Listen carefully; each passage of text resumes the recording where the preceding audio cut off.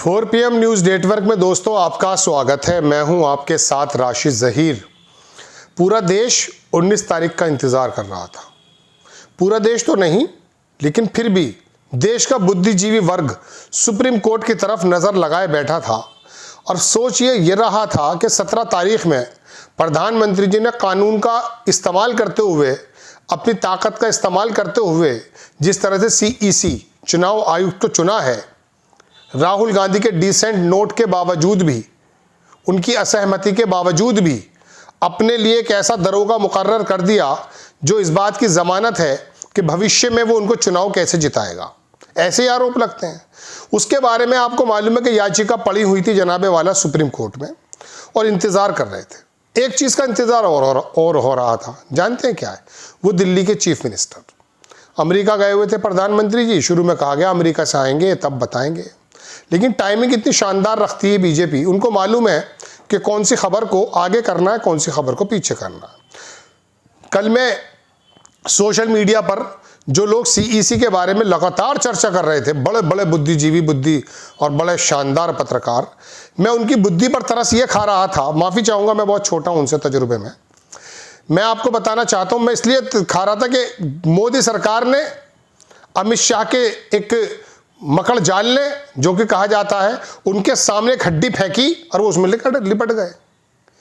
भाई CEC कितना important issue है और सुप्रीम कोर्ट ने किस प्रकार से अपने आप को बचा करके पीछे हट गए और तुषार मेहता बोले कि मेरे पास समय नहीं है। इस बात की चर्चा की जगह सबसे बड़ी चर्चा कल जो हो रही थी, वो हो रही थी दिल्ली की चीफ मिनिस्टर कौन चुनी गई है, क्या होगा उससे, क्या होगा बताइए। रेखा गुप्ता की जगह हरियाणा का कोई बाबूलाल बना देते, दिक्कत क्या थी? काम तो एजेंडे पे करना है ना। और दिल्ली की सरकार अगर बीजेपी की नहीं है तो वैसे भी कोई ज़्यादा काम करने को वहाँ रहता नहीं है LG के मुताबिक। मैं शुरू से आपको बता रहा हूँ कि दिल्ली की सरकार बिल्कुल नगर निगम से भी कम ताकत रखती है। जिस चीफ मिनिस्टर को चपरासी इधर से उधर करने के लिए भी फाइल देनी पड़े, अपनी देनी पड़ेगी, चूंकि अब बीजेपी की आ गई, उसके बारे में क्या जिक्र करना, वक्त की खराबी करना। हैरत की बात यह कि पत्रकार इस प्रोपेगेंडो को नहीं समझते, इस प्लानिंग को नहीं समझते कि आपके सामने किस प्रकार का, जैसे कभी किसी ज़माने में आपको याद होगा शेर का शिकार करने के लिए बकरी को लगा दिया जाता था, बांध दिया जाता था। अब बकरी मुंह से मैं करती थी, शेर आ जाता था। वो सामने तुम्हारे बकरी डाल देते हैं, आप आ जाते हैं सामने। आपको मालूम ही नहीं कि आपको कब सामने आना है, कब नहीं आना है। मैं अपनी जमात से मुखातिब हूँ। कल से इसी बात पर जिक्र कर रहे हैं, रेखा गुप्ता का पुराना वीडियो, ये वीडियो, वो वीडियो। अरे चुप रहो। बता नहीं कि लोकसभा के अंदर कितने सारे कातिल, कितने सारे जेली, मुकदमेबाज, दुष्कर्मी बैठे हैं। मैं किसी एक को नहीं कह रहा हूं, उनकी गिनतियां आती है। बड़े हीनियस क्राइम उनके सर पे हैं। एक रेखा गुप्ता आ जाएगी तो कौन सा बड़ा काम हो जाएगा जनाब। जिस हवन में, जिस कुंड में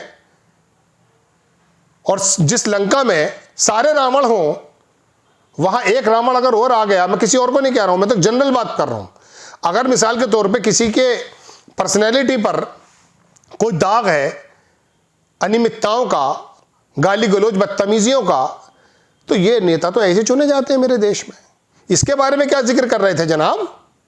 कोट पैंट पहनकर बैठ गए और आपको अल्टरनेट मीडिया माना जाता है। अकल में, बुद्धि में इतनी बात नहीं आती कि मोदी सरकार और अमित शाह का जो वो पूरा का पूरा प्रोपेगेंडा है, वो आपको किस प्रकार की खबरें करने के लिए मजबूर कर रहा है। पूरे देश से खबर हट गई CEC के बारे में। चंद लोगों ने कही है, लेकिन जो परसों तरसों मतलब व्यूज जिस चाहिए आपको, व्यूज, चूंकि दिल्ली की चीफ मिनिस्टर ट्रेंडिंग चल रहा है, ट्रैफिक चल रहा है इंटरनेट पर, उसी पर लग गए। व्यूज मिल जाए, नहीं मिलेंगे व्यूज तुम्हें। ऐसे अपनी बात को सच तरीके से कहना है ना, अंदाजे में जुदा करना है, चाटुकारिता वाला नहीं रखना है। दोस्तों, सबसे बड़ी खबर थी सुप्रीम कोर्ट की तरफ निगाहें। एक लेडी पत्रकार है, हमारी साथ भी काम किया उन्होंने कहा सुप्रीम कोर्ट की दीवारें रो पड़ी।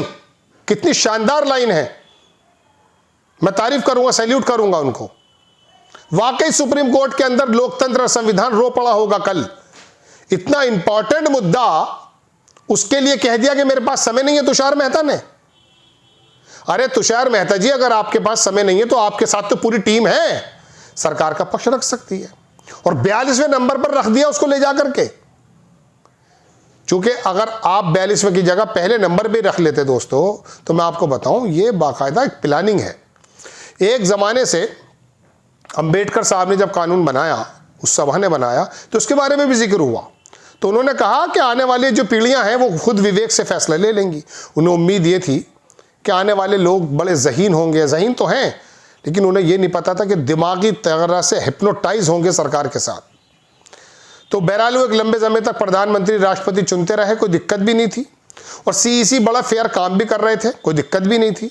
टीएन शेषन के सामने जब 2 लोगों की व्यवस्था आई, उन्हें बैठने को नहीं कहा उन्होंने। हालांकि उनका रोल भी शानदार रहा है शेषन के बाद में।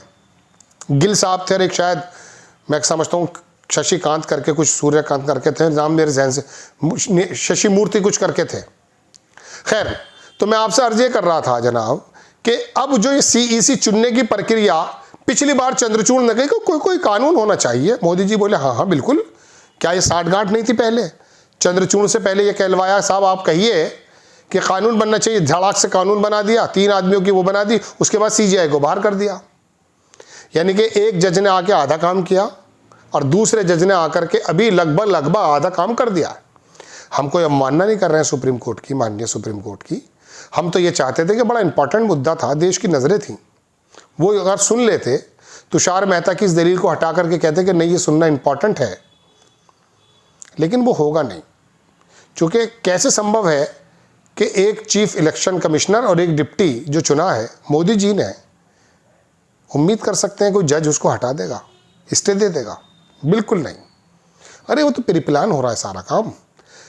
लेकिन सबसे बड़ी बात यह कि जिस बात के जिक्र होना चाहिए, चर्चा होना चाहिए, आपको और मुझे डोमिनेट होकर के चिंता करनी चाहिए कि मेरा लोकतंत्र और लोकतंत्र का पहरेदार चुनाव आयुक्त क्या कंप्रोमाइज्ड आ गया है या इंडिपेंडेंट है, अभी तो देखना पड़ेगा वैसे।